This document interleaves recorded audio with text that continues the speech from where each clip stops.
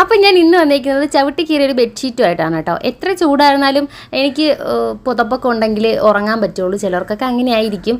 അങ്ങനത്തെ ദയനീയാവസ്ഥയിൽ കീറി പണ്ടാര അടങ്ങിയൊരു പുതപ്പാണ്. അപ്പോൾ കീറി പണ്ടാര അടങ്ങിയ പുതപ്പുകൊണ്ട് നമുക്കൊരു ഫ്രോക്ക് വെച്ചാലോ? അപ്പോൾ കുറേ പേര് ചോദിച്ചിട്ടുണ്ടായിരുന്നു, ചേച്ചി അളന്നിട്ടാണോ വെട്ടുന്നത്? അല്ല കേട്ടോ, എൻ്റെ ഒരു ടോപ്പിൻ്റെ അളവ് ഇങ്ങനെ വെച്ചിട്ട് അതിനെ മാർക്ക് ചെയ്തിട്ടാണ് ഞാൻ വെട്ടിയെടുക്കാറുള്ളത്. പിന്നെ കുറച്ച് പേര് ചോദിച്ചിട്ടുണ്ട്, നെക്ക് നല്ല പെർഫെക്ഷൻ ആവുന്നുണ്ടല്ലോ ചേച്ചി, അതെങ്ങനെയാണെന്ന് ചോദിച്ചിട്ടുണ്ട്. അതറിയില്ലടാ, കൈവച്ച് ചെയ്യുന്നതുകൊണ്ടായിരിക്കാം. ഇത് ക്ഷമയോടെ ഇരുന്ന് വൃത്തിക്ക് ചെയ്യണമെന്ന് എനിക്ക് ആഗ്രഹത്തോട് ചെയ്യുന്നതുകൊണ്ടായിരിക്കാം. അപ്പോൾ നമുക്ക് കാര്യത്തിലോട്ട് തന്നെ വരാൻ തിരിച്ച്. അപ്പോൾ ഈ ഫ്രോക്കിൽ ഞാൻ ഫുൾ സ്ലീവ് ആണ് കേട്ടോ എടുത്തിരിക്കുന്നത്. ഫുൾ സ്ലീവിൽ ചെറിയൊരു പ്ലേറ്റ് ഇട്ടൊരു സ്ലീവ് കൊടുക്കാമെന്നായിരുന്നു എനിക്കൊരാഗ്രഹം. അപ്പോൾ ഞാൻ അന്ന് ശ്രമിച്ച് നോക്കുകയാണ്, സക്സസ് ആവുമെന്ന് അറിയില്ല. അപ്പോൾ ഞാൻ ഇതിന് പട്ട വെക്കാൻ വേണ്ടിയിട്ട് കുറച്ച് തുണി എടുത്തിട്ട് ഇതുപോലെ എൻഡിൽ പൈപ്പിങ്ങും കൂടെ ചെയ്ത് കൊടുക്കുന്നുണ്ട്. അപ്പോൾ നമ്മുടെ ഫ്രോക്കിൻ്റെ ഫൈനൽ ലുക്ക് എങ്ങനെയുണ്ടെന്ന് ഒന്ന് കമൻറ്റ് ചെയ്തേക്കണേ. അപ്പോൾ എല്ലാവരും കമൻറ്റ് ചോദിച്ചിട്ടുണ്ടായിരുന്നു, ഒരു സ്വന്തമായിട്ടൊരു മെഷീൻ വാങ്ങിച്ചുകൂടായിരുന്നു എന്ന്. ഒരുപാട് ആഗ്രഹിച്ചപ്പോഴൊന്നും നടന്നില്ല. ഇനിയിപ്പോൾ എന്തായാലും എനിക്ക് ആഗ്രഹമില്ല.